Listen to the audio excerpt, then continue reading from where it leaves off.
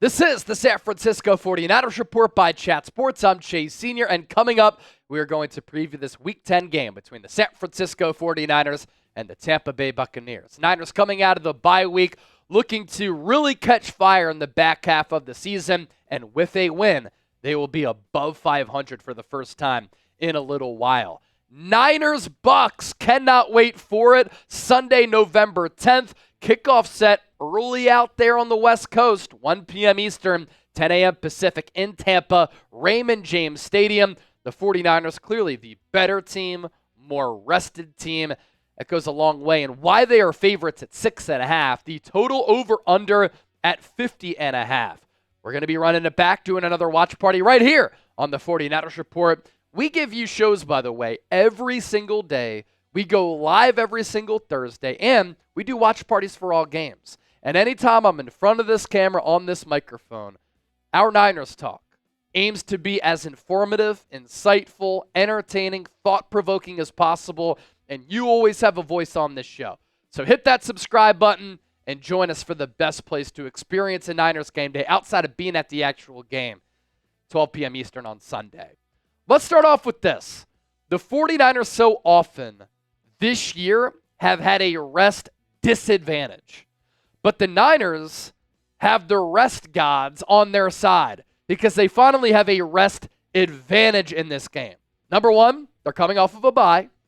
Number two, the Tampa Bay Buccaneers played on Monday Night Football on the road, lost in overtime, suffering a tough and emotional loss. And even though the Buccaneers are at home, it's a short week for them with their bye week looming. And so this is a great opportunity for this Niners team getting healthy.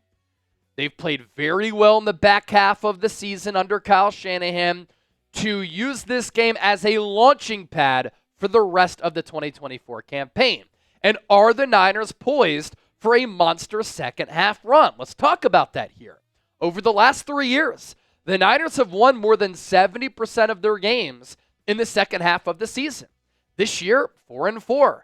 They've been disappointing.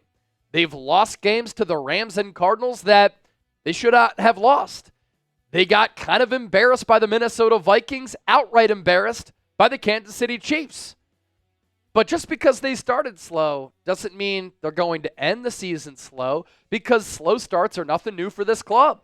In 2021, they started the season 3-5, and then they went 10-7, made it to the NFC Championship game. In 2022, they were 4-4. They make the trade for Christian McCaffrey, and they went on a 12-game winning streak.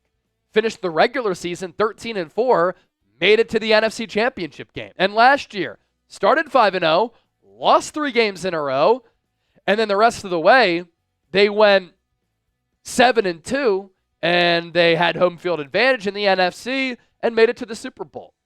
So the 49ers here, ladies and gentlemen, can reach their height, their peak, their potential. Why? They have the coaching staff that can do it, that has done it. They have plenty of talent all across this roster, and this is a battle-tested, championship-level team that has the experience to turn it around and go on a hot tear. Under Kyle Shanahan, the 49ers, before the bye week, 21-33. But around this time every year, he seems to make adjustments. He seems to catch his groove, gain some confidence as a play caller, and he has his teams rally when they need to rally. You don't want to peak early in the year.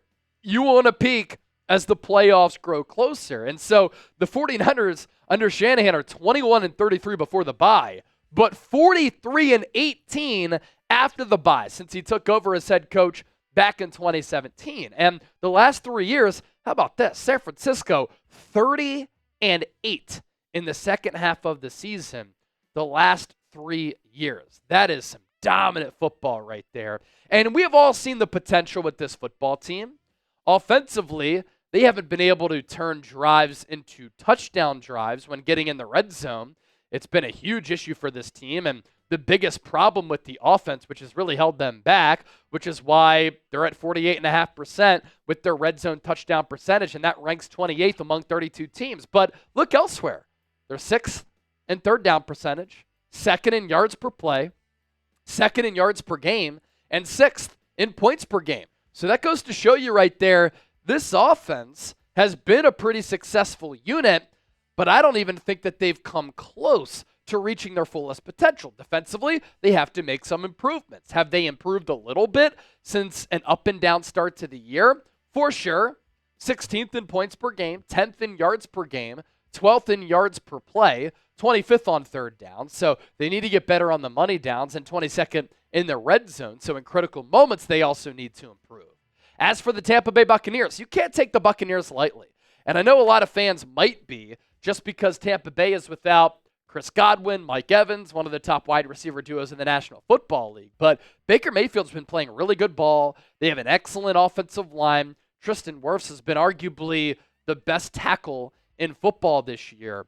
And their running game, they have a two-headed monster where they run hard, they run physical, and that's an issue for me because San Francisco has really struggled to tackle throughout the 2024 season. But offensively, 5th in points per game and yards per game, 6th in yards per play, 2nd on third downs, and when they get inside the red zone, they're the opposite of the Niners. They score a touchdown 70.5% of the time, whereas San Francisco offensively is sub 50%.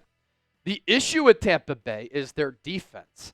They have wildly underperformed. 28th in points per game, 30th in yards per game, 27th in yards per play, 23rd on third downs, and 21st in the red zone. So that's how both teams stack up against one another. Now let's flip the page to the Niners injury report. Charvarius Ward continues to be away from the team for personal reasons. Our thoughts and prayers are with him, sending him good vibes and positive thoughts after losing his 1-year-old daughter.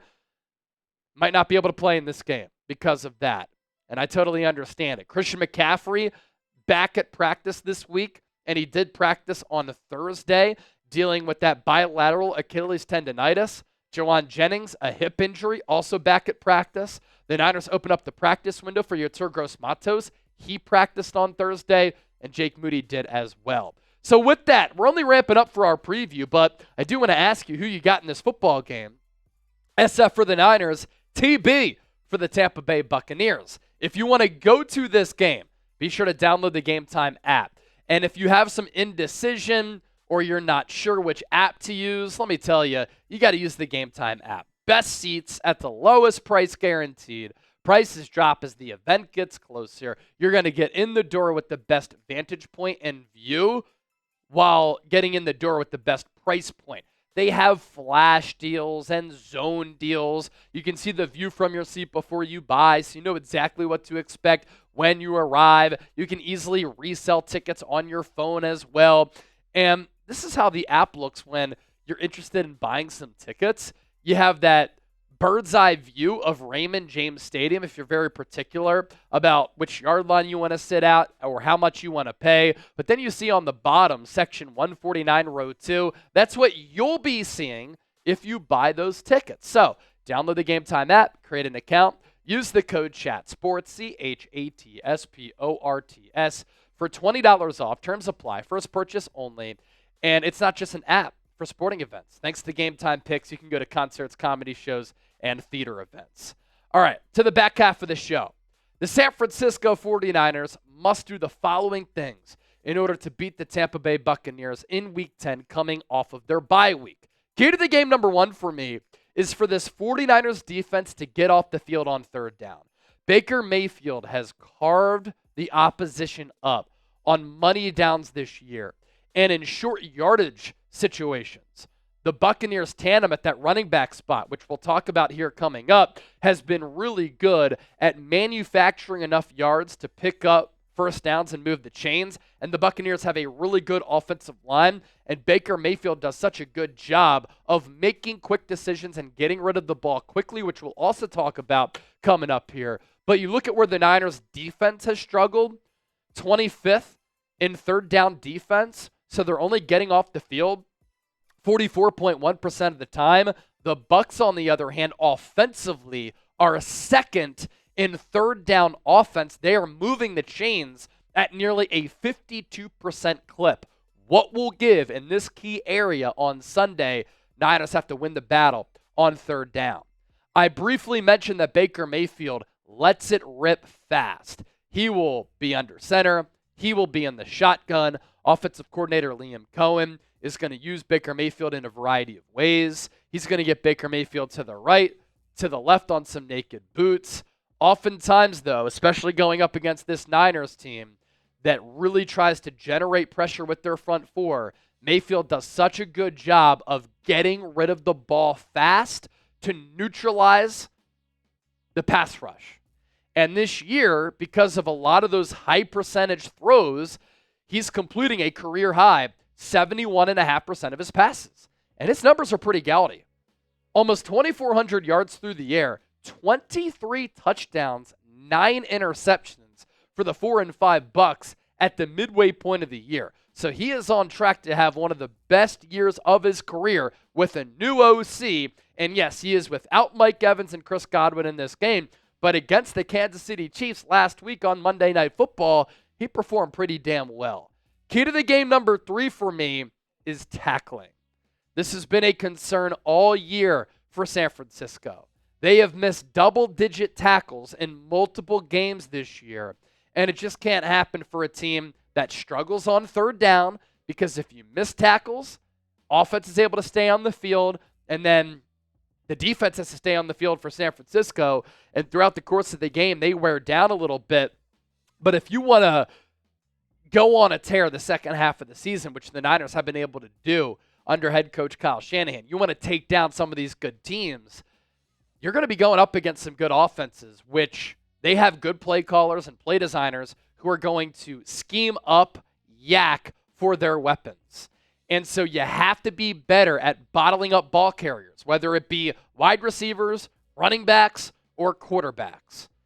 And the Buccaneers here have a really good 1-2 punch at that running back spot, and 2 players who run hard, who run physical, who have a good pad level and a really strong lower half, and they are capable of breaking a lot of tackles. Bucky Irving having a great year for Tampa Bay. The product out of Oregon, 83 carries, 419 yards, 3 touchdowns. And then Rachaad White is another player, similar build, similar style. They can both catch the ball out of the backfield. He has 70 carries for 275 yards, a touchdown, and a long of 56. So both of these players are capable of just being consistent backs to the point where they can wear you down throughout the course of the game. And I really like what I've seen from both of these players. And if San Francisco does not tackle a little bit better, these players are going to be able to keep the Niners offense off the field to a point where they could struggle to gather momentum. And Bucky Irving has ended up being a great 4th-round pick out of Oregon for Tampa Bay this year. 5 yards per carry during his rookie campaign. He's really helped that offense a lot. Key to the game number 4. The Niners have to solve the red zone issues. Last year, they were number 1 in red zone touchdown efficiency rate. This year, San Francisco is 28th. And we pop back up these numbers that we have been talking about all year, where San Francisco, they have no issues moving the ball. 2nd in yards per game with 412. 2nd in yards per play at 6.5. They've been able to move the chains like Tampa Bay on third down, 43.3%. They're averaging 26 points per game. Last year, they were a tick under 30 points. But the big issue for the Niners, 48.5% red zone touchdown efficiency rate. And that's 28th in the NFL. It's not good enough. The difference between a field goal and a touchdown is obviously huge on the scoreboard, huge with momentum too. And that's a big reason why the Niners have blown a lot of these games, or some of these games that they've held on to win have been a little bit closer than they should. And when you're facing a Buccaneers defense, which is 28th in points per game, 30th in yards per game, 27th in yards per play, 23rd on third downs, and 21st in the red zone at 60%, you should be able, coming out of the bye week, to put a good plan together on how to attack Todd Bowles' defense. Key to the game number 5. The air game, led by Brock Purdy, will be important. And I think that Christian McCaffrey, if he does play in this game, is going to be able to help the air game. He's going to be able to solve some of the red zone issues. But Todd Bowles is a really good defensive mind where sometimes he can put together a plan regardless of what his defensive numbers are, where he can really stop some of the top offensive minds. But that can't be an excuse, and it can't happen for Kyle Shanahan, because this isn't a must-win game, but it's a huge game nonetheless, because if the season were to end right now, the Niners wouldn't be in the playoffs. As for the air game here, the Buccaneers are undefeated since the start of last year when they have allowed under 200 yards passing. And so the Niners are always a complementary offense. They always want to be at about 50% run, 50% pass. But if the Buccaneers are able to keep that passing game in check, could be a long day for San Francisco. Undefeated since the start of 2023 when allowing under 200 yards passing. So predict the score here. San Francisco, Tampa Bay. Who do you got? I think the Niners win this game. My final prediction, 33-23. San Francisco covers the spread, and they're able to win by 10. The state of Florida has really treated them well in some of these big spots. In 2021, they were 3-5. They came out of the bye week. They won against Jacksonville. Last year, they lost 3 games in a row, went on the road to Jacksonville, got a dub. I think that Florida trend continues, and the Niners, who are 4-4 right now, end up getting a good victory over a Buccaneers team, by the way, that has a win on the road against Detroit and at home against Philadelphia, who have been 2 of the top teams in the NFC this year.